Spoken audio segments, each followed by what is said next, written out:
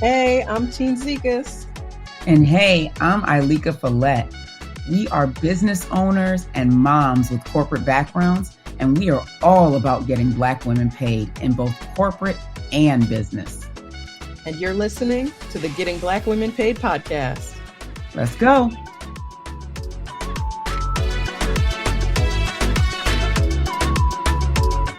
Hello and welcome to the Getting Black Women Paid podcast. I am Teen Zekas, your pivot and pay specialist, and I am so excited about today's episode where we are going to have our very first guest. But first, I'm going to turn it over to my co-host, Ilika. Hey everyone, I'm Ilika Follette, and I work with entrepreneurs become the guru in their industry. So I'm super excited about today. Y'all heard about us, y'all know about us. Today we have one of my favorite people.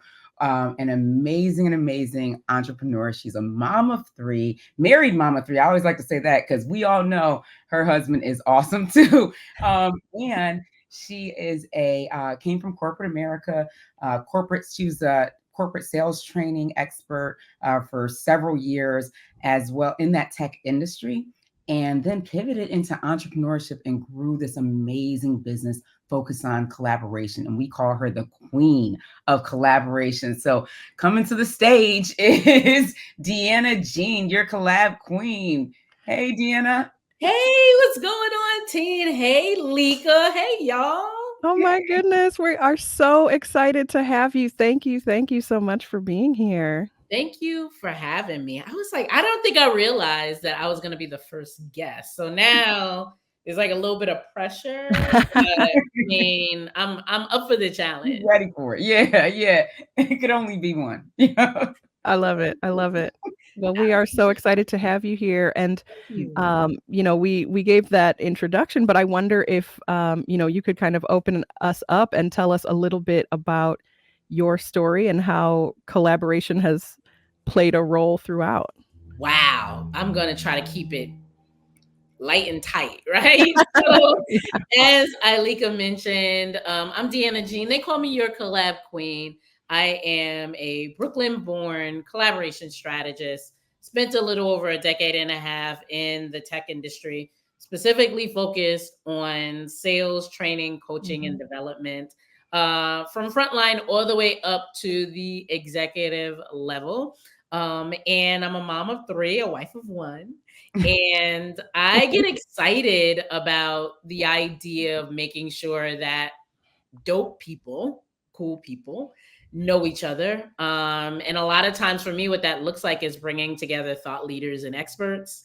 And I get excited to do it every single time because I love the magic that comes from that. So I took my sales chops and my sales experience, and I brought that into the entrepreneurial world because I truly believe that every single person has an amazing gift. And that we need to connect to people who are going to amplify our gifts, but also going to give us the opportunity to actually stand in our gifts. And that's what we do in the Success Tribe Network. Oh my goodness, I love it so much. And I would love to give you some special credit here because I believe that Miss Ilika was following your advice about collaborating, and that is what led to this podcast even coming to be. I mean, I wasn't going to say anything, but I'm kind of responsible for this whole thing, right? Like, I already said it in our first episode. But this is actually such a great example because the only credit that I can take is that when I talk to people, I am able to see their genius really clearly. And I talk to a lot of people. So when I see your genius and I see somebody else's genius, I'm like, y'all need to get together. And then the cool part about it is that then I get credit for like amazing projects like this, when literally all I do is like, you need to know that person or think about this person. Now go do it. Right. And I get to sit back and chill out and see amazing things like this awesome podcast. Well, and for those who missed it or just don't remember the very first episode, Ilika, can you tell us what that strategy was that brought us to this point? Yeah. So Deanna and I were talking. So I'm a part of the Success Tribe. I love it. It's such a cool environment, great space to collaborate and connect with other entrepreneurs. So we were chatting one day, and I mentioned that I want to find ways to build and connect with additional entrepreneurs. And you mentioned, she said, do you have certain people that that you would like to meet with on a regular basis, almost connect as like business advisors to each other or in some way that could really grow? And I was like, oh, what, my friend Teen would be really good. And so I was like, I'll reach out. She's like, yeah, just connect on a monthly basis, see how it works. And then maybe some collaboration can come from there. But don't just jump into the collaboration because y'all don't know what y'all can collaborate about yet. Right. There's a And yeah, strategy so to this. yeah, Ailika and I met at actually on a retreat, Mhm. and we stayed connected, but it was very, few and far between. Once in a while, hey, how you doing? How's this going? And then she reached out and said, hey, do you want to get together once a month? And I was like, hell yeah, and so we were just chatting about our businesses, chatting about our families and all these things. And at some point it was like, you know what? We need to do the Getting Black Women Paid podcast. Isn't it amazing how it happens that way? Yeah. Right. When it comes to collaboration, whether you're looking to be able to get to the next level in your corporate career, whether you're breaking into a new industry, or even if you're looking to thrive as an entrepreneur, I truly believe that collaboration starts with connection. Absolutely. And when you take the opportunity to prioritize the connection piece, magic like this just organically happens. So I love what y'all are doing, and I'm so honored to have the opportunity to be a part of a segment of it.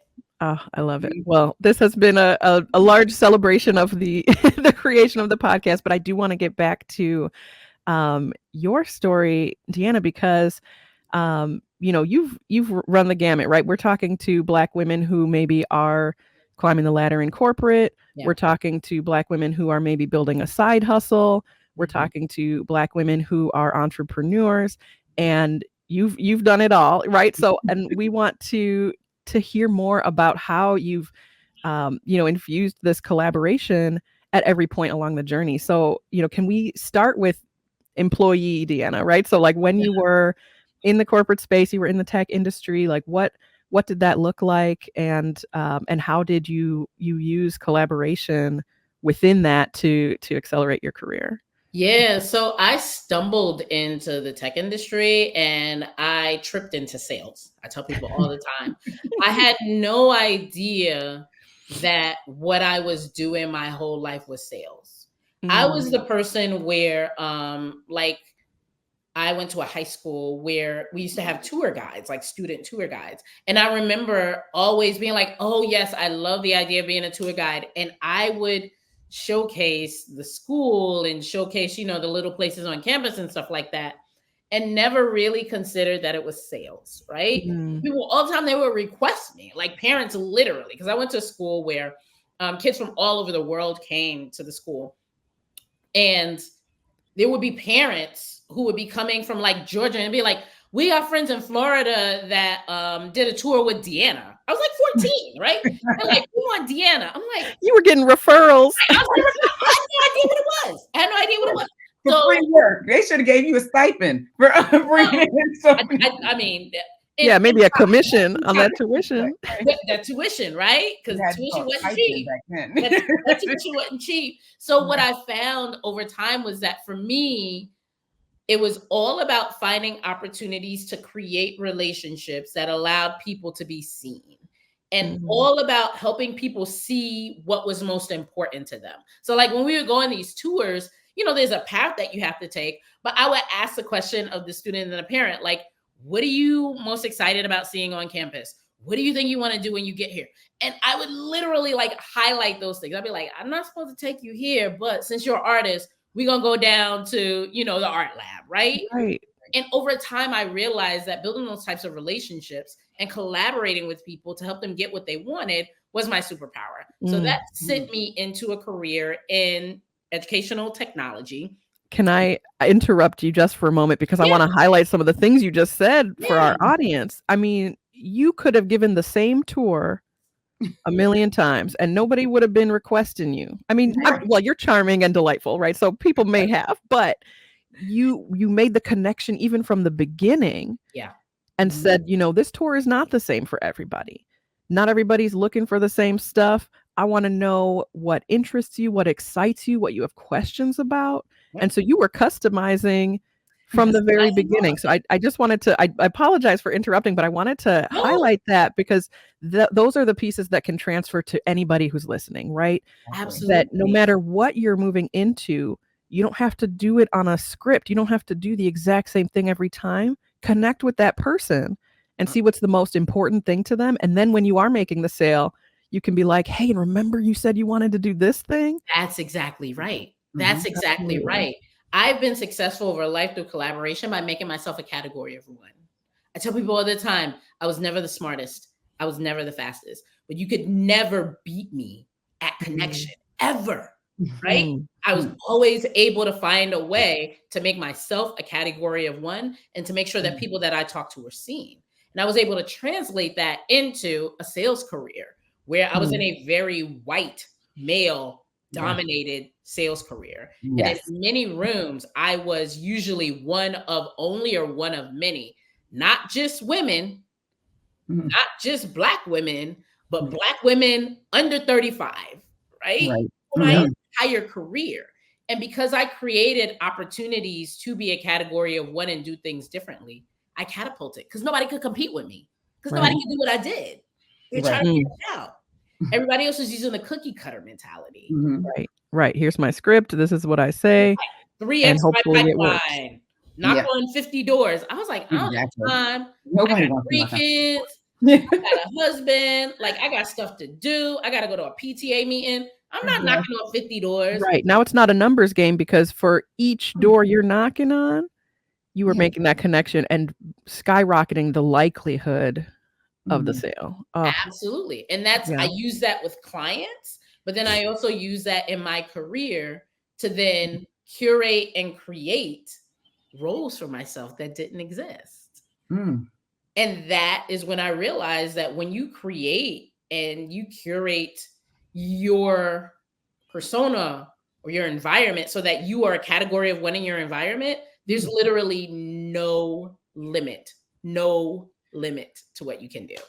Yeah. Let's talk about that a bit more because I think that's something our audience really is looking to hear because folks are wondering, like, this is called Getting Black Women Paid podcast, right? So they're like, how do I get paid and actually get to do the thing that I want to be doing? You Yeah. know, and still do it in corporate. So you talked about creating your own lane, creating your own Mhm. career. Could you expand on that a little bit on how you did that? Absolutely. Yes. So what I did was I really focused on relationships and I focused on ultimately what would later become the framework of the business, which is goals, gifts, and gaps. Mhm. I I'm look sorry, can you say it one more time? goals, yep, goals, gifts, so GIFTS, Yeah. and gaps, GAPS. Yeah. So Mm, before goals, gifts, and gaps was a framework, I was using it to get myself as a Black woman paid, right? Yeah. So what that meant was it would always start with me and my goal. I would look Mhm. at what is the goal that I want to accomplish. For me, that looked like making a six-figure salary, right? Because I live in New York City and Mhm. we got to get paid. Right. Right? That looked like having the flexibility to be able to work from in kind of agnostic location, being able to work from home. Mhm. And it also looked like building relationships with people that were important to me and working Mhm. in communities that were important to me. And when Yeah. I looked at those goals, I realized also that I had gifts, the gift of Mm. connection, the gift, which in some instances people might have considered the curse, which was that I was working for companies that did not have a lot of young Black women. Yeah. mm, So there weren't a lot of people that could do and connect with groups that I could connect with, yeah. right? And then I thought about my gap being that the role that I wanted to create that would help me get to this specific goal, like didn't exist, right? Right. Yeah. So what I had to do was I had to kind of do that audit and then create relationships where people saw the gap Mhm. that I had and access to those things that would help me to achieve my goals, but Mhm. also people that really honored my gift. People Mm. that really honored who I was, people that really honored my gift of connection, because that was my currency. Mm. I built relationships with people that made it so that me being a category of one, as long as I could make a use case for the role, right? To say, hey, this doesn't exist. Yeah. And this is how this role existing would actually improve your bottom line. Right, so it's not just your gap, it's their gap. It's Exactly. there. That's how you make it relevant to them, right? I mean, the connection is the currency, but you're still they still got their bottom line, right? So you gotta Right. make the case for, this is the gap that you all have, Right. and I can fill it if we Yeah. create this thing together. Going right back Absolutely. into But sales, right? right back into Highlighting what sales, your right? need is. Yeah. But it all starts with connection. So Mhm. how did I tangibly do that? I made sure that I would volunteer for like little groups. Like before we had like ERGs and stuff. I'd be Yeah. the person that would volunteer to say, hey, I'll be part of this group, because I knew that it would connect me to someone who could Mhm. help me to achieve my goal. And it Yeah. would allow us to create a connection as people Mhm. versus Mhm. as just comrades or as peers. Yeah. Well, and I wanna pause on that for a moment because so many of us are asked to do free labor at work, and what I love about what you said was you volunteered for the thing so that you could make the Mhm. connections that you would use later, right? And so it's not about, okay, I'm gonna volunteer my time, energy, emotional labor, all these things constantly and just hope something comes from it. Nope.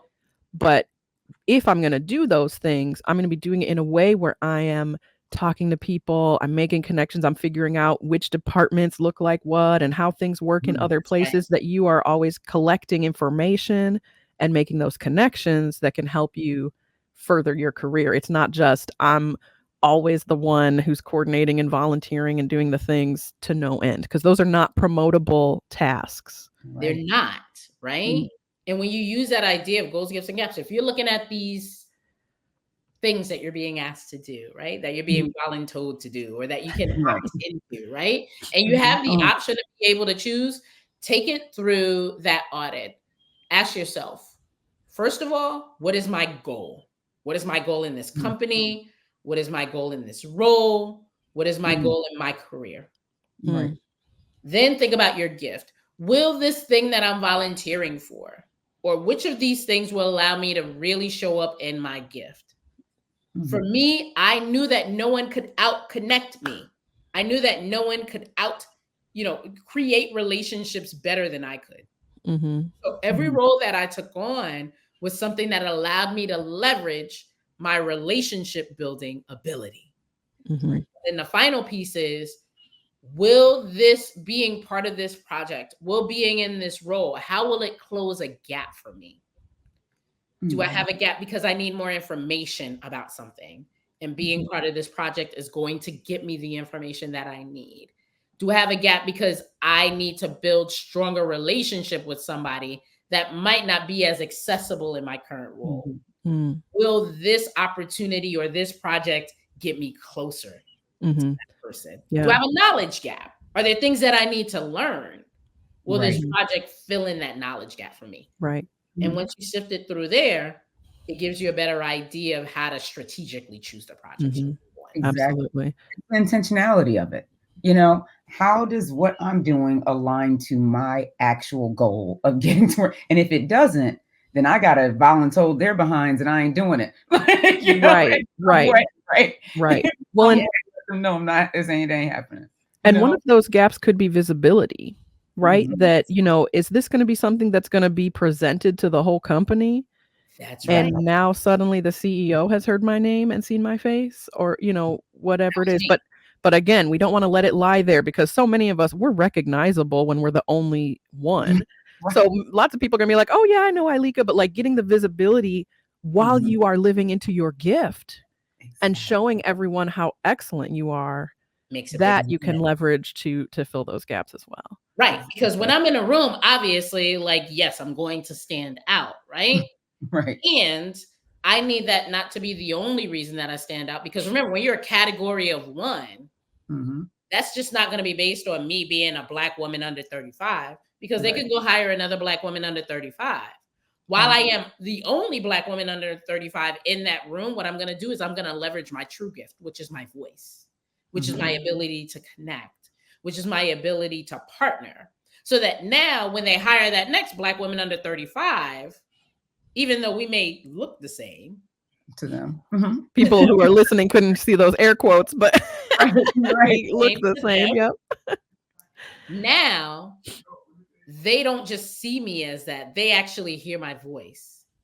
They can align it to the projects that I've worked on. They can align it to the outcomes that I've helped people achieve. And that's how you create it. Absolutely. Oh, I love that. And it's also having the creativity and the expansion of your mind to be able to see something like a role that doesn't exist and say, this is something we could create. Because it's very easy to look at, the current structure and say, okay, well, these are my options. What can I try to fit myself into? Yep. Yeah. I think that, so what I've always been a big advocate for is going into traditional roles and doing them differently. So as an example, I went into a very traditional frontline sales role where they told me from the very beginning, we're literally giving you the smallest territory, the smallest, most difficult territory, because we do not believe you're going to be successful. And so let's set you up for failure to prove ourselves right. They told me that. So I was like, all right, well, if that's how y'all feel, basically, I can't lose, right? Like I have nothing to lose. Right. Exactly. It's only up from here. Right. It's only up from here. So what I decided to do was that I was going to do the role in a way that focused more on relationships and actually like coaching potential clients to their goals. So when they were hiring me, when they were investing in what I was selling for the company, it wasn't just the software. They were actually investing in me as a guide and consultant with them around how to best leverage the software. Everybody else was just selling the software. Yeah. So then when I started selling like crazy, right, in a model that they didn't think would work, it wasn't just, hey, Deanna's a great salesperson. It was, well, Deanna, tell us more about how you did that. I'm like, well, I coached them to it. And they're like, coach. I'm like, yeah, if we had a role like this right within the company, it could be something that we might be able to replicate with employees. Interesting. And little by little, what would I do now? All right, now I got their ear. So now I'd reach out to different team leads and say, hey, I know a lot of people have questions about what I'm doing. I can't be on every single team call. But what I'd love to do is to actually record some stuff that you might be able to share with your team that gives them a better idea of what the approach is that I take. Now, what have I done? I've taken my strategy and what I've done, and I've actually implanted it throughout the organization in a way that's helpful to others. But in essence, what did I do? I've created a coaching environment in an organization that doesn't currently have one. So then when you come in and say, hey, y'all need a coach. Next best step is, hey, Deanna, like, what do you want to do next? And I'm like, I don't want to go into that role. Ideally, I would love a role like this. Now I'm basically indispensable to them because I'm selling, selling well. I'm taking a different approach. No one can replicate what I do because they don't know what it is. So and now your impact now is exponential because you're training others. Now, what does the organization want to do? They want to spill that out across others. Exactly. You got to coach others on what you do. And you've increased the visibility too by doing it through video, right? Because now that's being seen, and so it sets a level of authority as well. It's being routed so quickly, much more quickly than you going to each location. Yep. And now when I'm showing up for the all hands sales meetings, now when I'm showing up for the all company meetings, people know me that I don't know because they see the video. Right. Exactly. Right. Whereas you started as the lowly salesperson on the smallest, hardest beat, and now suddenly people know you who you don't even know. That's it. And it expands. It expands. So there are ways to do that within your respective industry. There are ways to do that within your community. There are ways to do that as an entrepreneur. But remember, it starts with identifying your goal, your gift, and your gap, like being super, super clear on that. And then really leaning into the gift and the art and science behind connection. Mm. Mhm. Right. Love We have gifts Mhm. that will not require us to go get some other certification, go get another degree. Black Okay. women are so educated and certified and qualified. Exactly. Your natural gifts and the things you've trained to do already, you already have the gifts and the talents that you need to be Mhm. successful. And so it's identifying those things and leaning into those things. Absolutely. Yeah. Identifying them, leaning into them, and doing it unapologetically. I Mm. think one of the biggest lessons that I learned in being an entrepreneur, this was post, you know, Mhm. um, post W-2 world. Well, no, I'm back on my own W-2, but post 9 to 5, corporate, Right. right? Mhm. Was really understanding the amazing and the tremendous value of my gift. Mhm. Because even in my corporate career, I was compensated very well for what Mhm. Yeah. I thought, right? Like what I was doing. Yeah. Mid six figures. Nobody else in my circle making mid six figures, right? Right. Working from home. What? Mhm. In Yeah. 2011, 2012, 2000, where they do Exactly. that at, right? Mhm. Right. Right. Creating roles for myself, moving strategically into positions of visibility. Mhm. But even then, I still did not know the value of my gift because I felt like when I left that company that I wouldn't be as valuable on my own. Mm. So Yeah. let's talk about that, right? Yeah. So you made the transition from, employee getting mid six figures, and by that you mean like 150-ish? Is that what we're talking about? No, I'm No, mid from like 100 like to million. three, Yeah. three, Okay, thank you. That's why I three, want to make sure we know what we're threes and talking about. fours, the threes Threes and the and fours fours. are coming Okay. coming into Because mid. I do want to also talk with our audience about that six-figure goal because that's the minimum. Once we Right. get to that six figures, we're not talking about 100. Right Right. now we're like, okay, now let's get to 200. Now let's get to No, 300. yeah. Yeah, exactly. OTE, I would say wavering between on any year Mhm. between 320 and 410. Yeah. Okay. And And that's that's the thing. It's like when we're talking about mid, like I'm so glad you highlighted that because the mid is between the 100 and 1 million. So when someone says mid six figures, you got to know, like if you're in your mid 40s, you're somewhere between 43 and 40, 46. 47. Right. Yeah, Yeah, yeah, yeah. exactly. So mid six right. We're figures. not talking about mid 100s. We're talking about mid Exactly. six figures, which would be like, 300 and 800. And let me say that depending on where you live, what you do, whatever the case is, like I will never sneeze at six figures. Ever, ever, ever. Right. I think that your goals are your goals. Exactly. And if I hadn't gotten to six figures, then I would not have gotten to, mid six figures, right? Mhm. So I think it's important for us to recognize that six figures ain't nothing to sneeze at. And it is not the cap. It is just the yes, beginning of Mhm.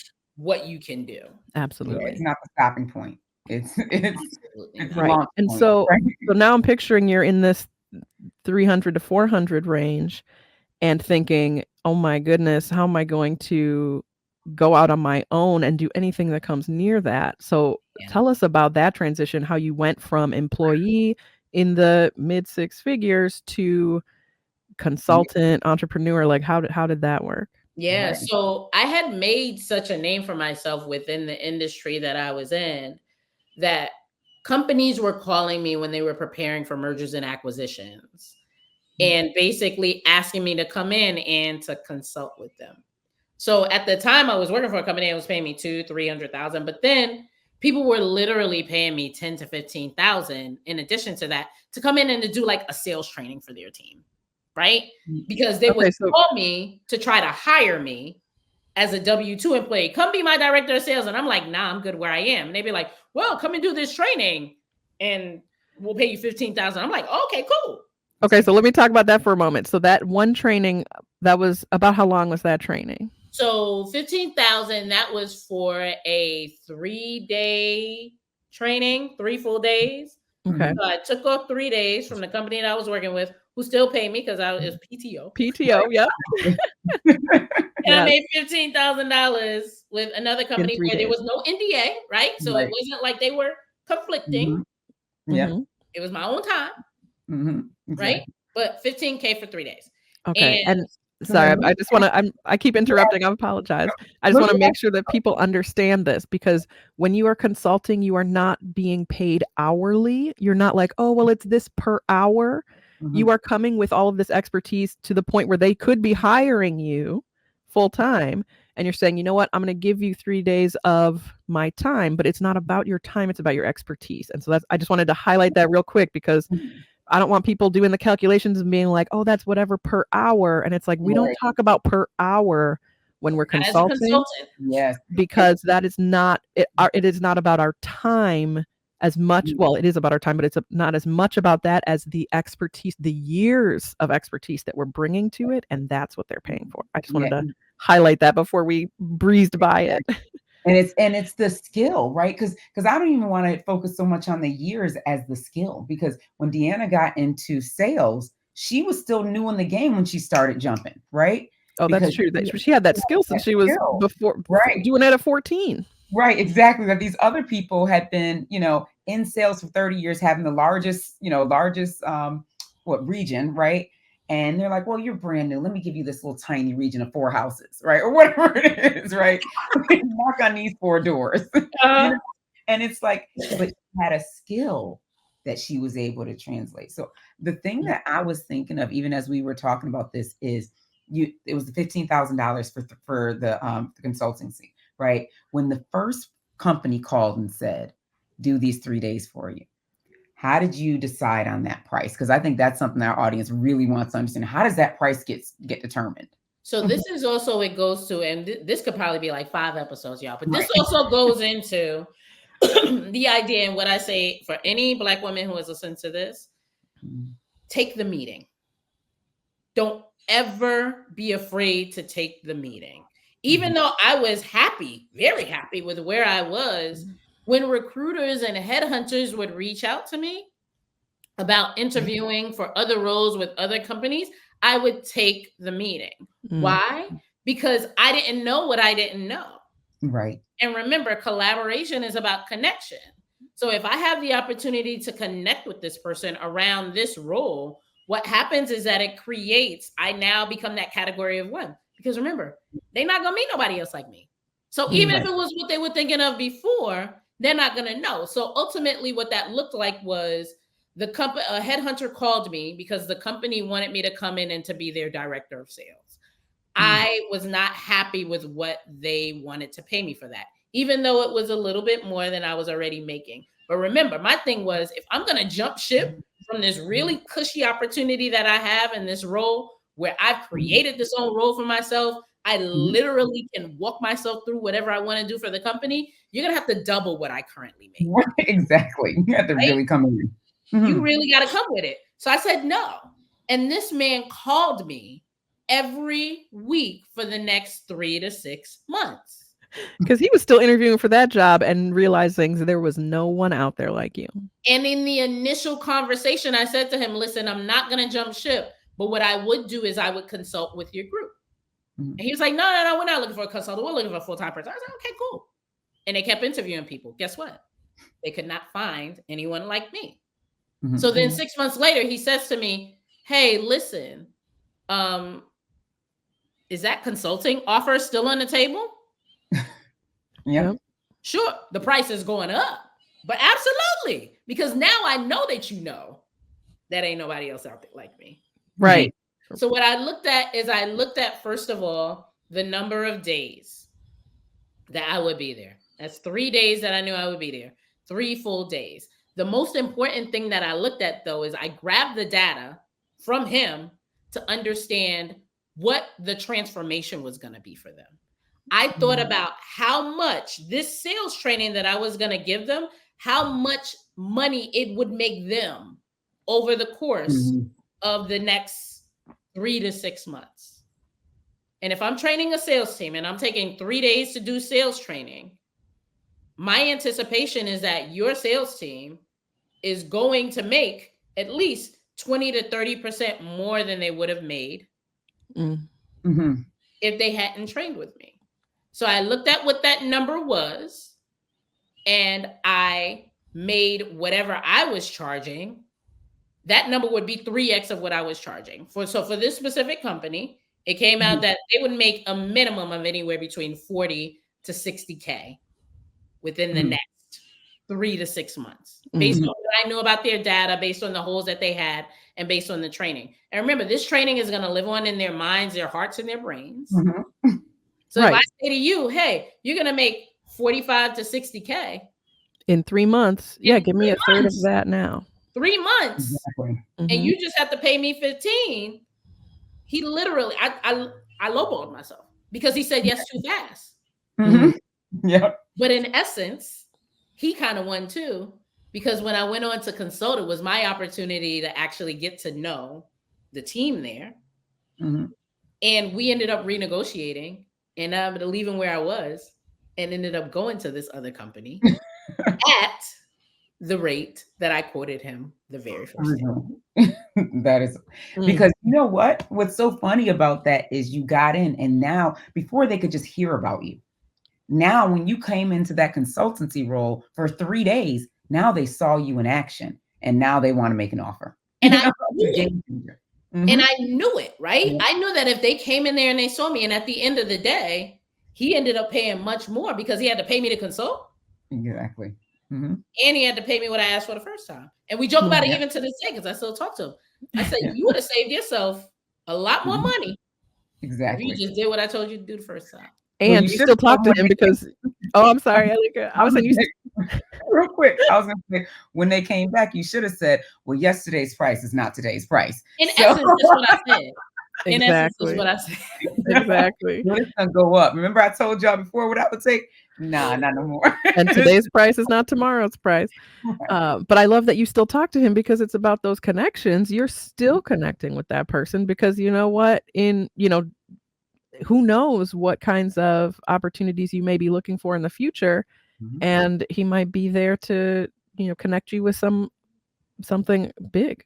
And here's the thing. This is the strategy piece, because I stayed with that company for a year, and that's the company that I actually pivoted from into consultancy.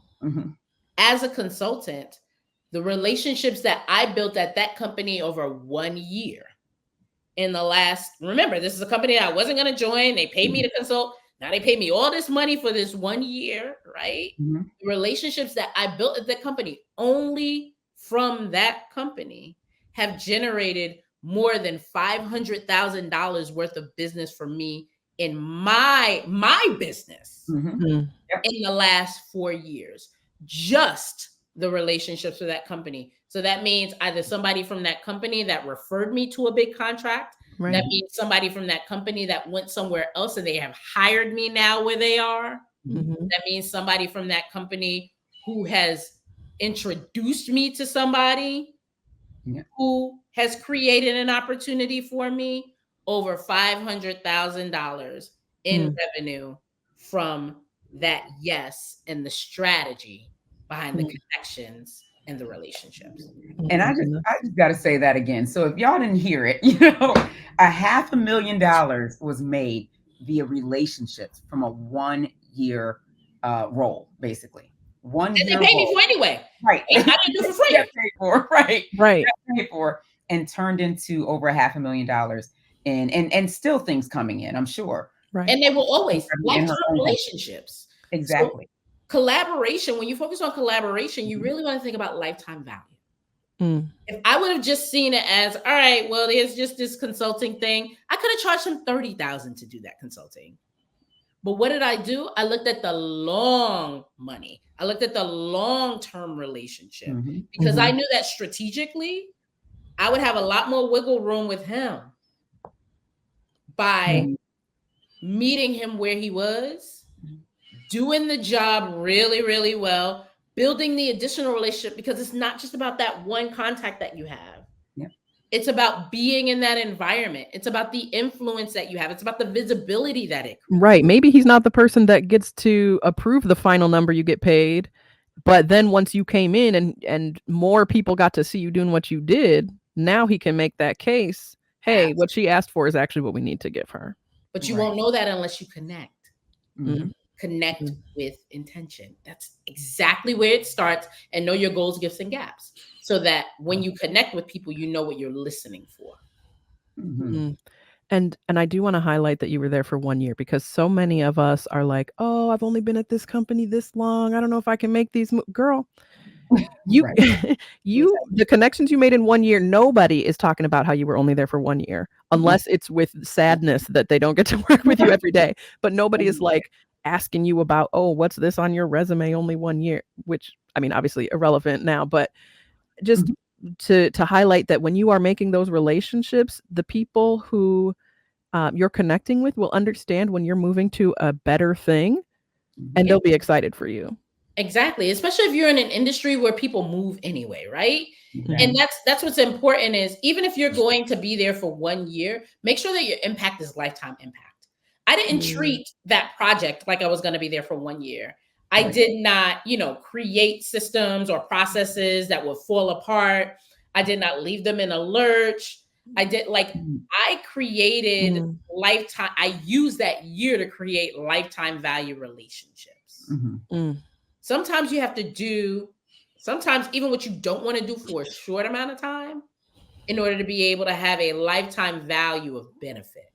There were things that happened during that year where I was like, yeah, I need to roll out. Yeah, this isn't the culture that I want. There were so many things that happened, but I had to continue to remind myself of what the long game was, so that when I was in a position where I said to them, listen, I'm going to leave. And in doing that, I want to give y'all the opportunity to be one of my first clients. Yes. It was a no-brainer yes, a full body yes from them. Yeah, let's talk about that. So you made the transition from that role to full-time consultancy. Yep. So what did that transition look like? How did you strategize around that? And how did the consultancy do?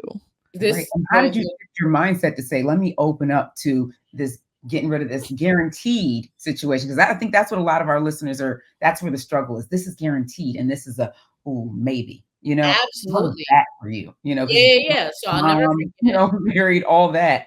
Now that can shift. Absolutely. So it was Thanksgiving, and we were away. And I used to do these little consulting calls. So we would have like these organizations that would call thought leaders within the industry, because there were investors that would pay these agencies to have consulting calls, conversations with people to get like market research about the industry and to understand like what their market position should be. Sure. And I was in an industry where it was a very hot industry, and you had people from all over the world that were trying to understand. They saw the money behind it, but they didn't understand the intricacies of it. So I would have these agencies that would call me and say, hey, Deana, this company or this investor wants to talk to you. And you have an hourly rate that you put down for your time. And my hourly rate at the time was like $300 an hour. So literally I would get on the phone with this person for an hour, and no like prep work or anything like that, because I lived and breathed this industry for a day, and come off and be $300, richer after one call, no prep call. So Thanksgiving, they call me and they're like, hey, Deana, there's this company that wants to talk to you. And they have seen your profile. They're specifically going back to high school. They're specifically asking for you. They want to talk to you, right? They have other people that have talked to you. They want to talk to you. And I said, okay, cool. I'll do it when I get back after Thanksgiving. And they were like, oh, but they would really like to talk to you on Tuesday before Thanksgiving. I'm like, no, I'm away with my family. Like, nah, I'm not going to do that. I'll do it afterwards. They hang up, and then they call me back and they say, hey, how much would it take for you to take an hour out of your time and your vacation with your family the Tuesday before Thanksgiving for you to have this call? And remember, the average person that was doing these calls, it was like $200 an hour. So I was on the highest end already. Right. Highest end, $300. I was like, well, I'm already at 3. I was like, but it's not $300. And they were like, well, what is it? And I was like, $600. They were like, okay. And I hung up the phone and I told my husband, I told Mark, I was like, yeah, I just told these people $600 for an hour. Like, he was like, oh, you could have done. I was like, no, it's fine. Like, we're here. They call me back and they go, can you talk today? And I'm like, okay. And they're like, yeah, they agreed to $600 an hour. So I'm holding the phone and I'm like, they took the 600 and Mark is like, take the call, like do it. So I do this call with this person. We end up on the phone for an hour and a half. Like, because they wanted to continue the conversation. 900. And within 20 minutes, I had $900 in my account. Wow. That was not attached to the company that I worked for, was not attached to the reputation of the people that I was around. And in my mind, I was like, this is interesting. And after that call, I said to Mark, I think I want to do consulting full time. Because I wanted to reclaim my time. My kids were getting bigger. My husband was in the military. Like, I was on a travel schedule. I was on a plane 10 out of 30 days a month. Yeah. A lot. Right. So I was like, if I can reclaim my time. And within 2 weeks, I went in and I was like, hey guys, and my husband, God bless him, he has always been my biggest cheerleader. And he's like, yo, if anybody could do it, you could do it.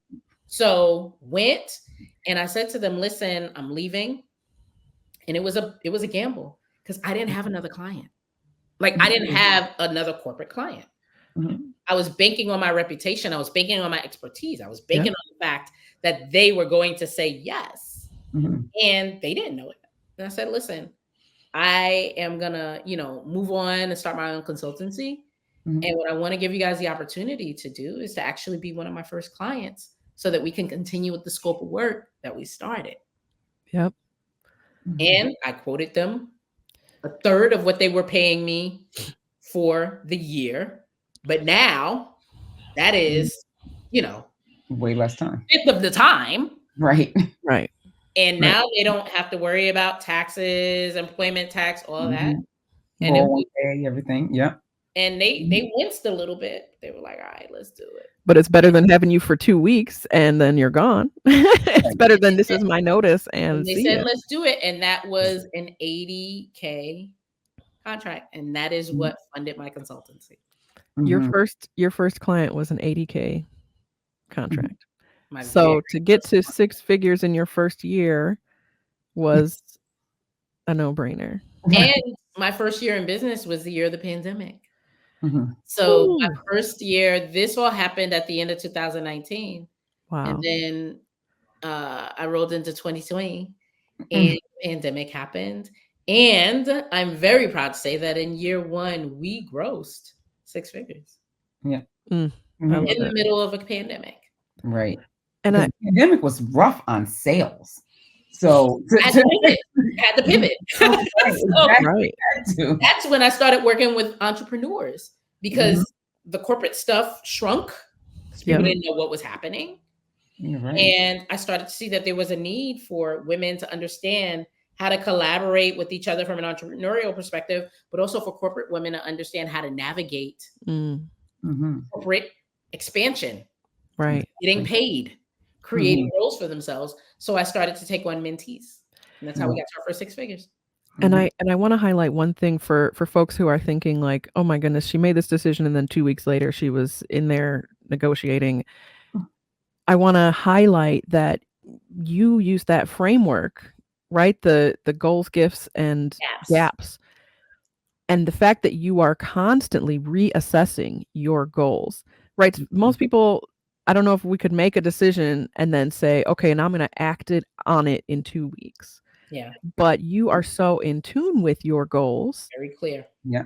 And with how you're going to use your gifts to achieve them.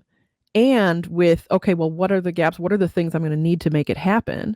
And that since you're living in that framework all the time, that is what narrows the gap, I'll say, between decision and now carrying it out. Yeah. Right. And so, so many of us were hemming and hawing and we're trying to figure out, oh, can I do this? Can I do that? But really practicing that goals, gifts, and gaps in all aspects of your career journey will equip you to then be able to make these decisions and to be able to act and say, "Hey, I'm ready when it's time." So I love that you are living the example of the framework that you teach as well. And using it to understand that from other people. Because let's face it, like when you're networking or when you're in corporate, or even when you have lunch with someone, you want to be able to make sure that the time is going to be used in a valuable way that gives you the data or the information that you need to inform what this relationship could look like. How can I add value to this person?